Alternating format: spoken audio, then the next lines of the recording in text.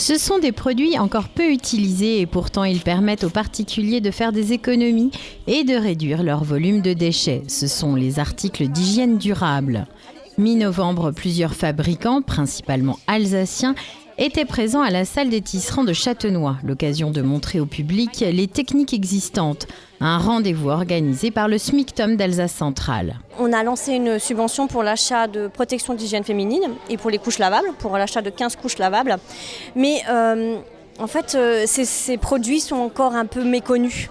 Et du coup, l'idée de ce forum, c'était de vraiment montrer ce qui existe, en tout cas en Alsace. Ce qu'on peut trouver sur le marché en Alsace. Il faut dire que les couches et les protections hygiéniques féminines occupent une place non négligeable dans le volume total de la poubelle grise, comme le démontre une étude menée par le SMICTOM en 2017.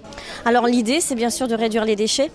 Les dernières caractérisations de 2017, on avait 9 kilos de couches dans le bac gris.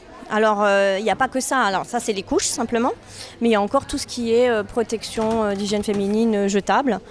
Ça fait à peu près en tout 6% du volume du bac gris.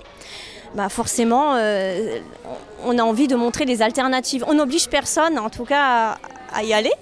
Mais il y a des alternatives et c'est sûr qu'il faut les démocratiser, il faut les montrer. Et elles sont encore un petit peu cachées, même si on voit quand même que beaucoup de gens s'y mettent. Et souvent, la subvention permet de s'y lancer parce qu'on hésite. C'est sûr que c'est un coût un peu plus important que si on achète du jetable, mais on est tout à fait bénéficiaire.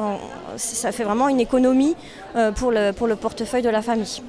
Ce forum à Châtenois a aussi été l'occasion de proposer aux visiteurs un atelier de nesting.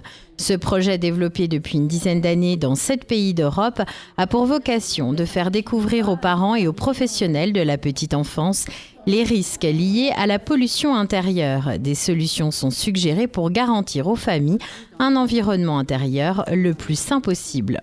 Celui-là ?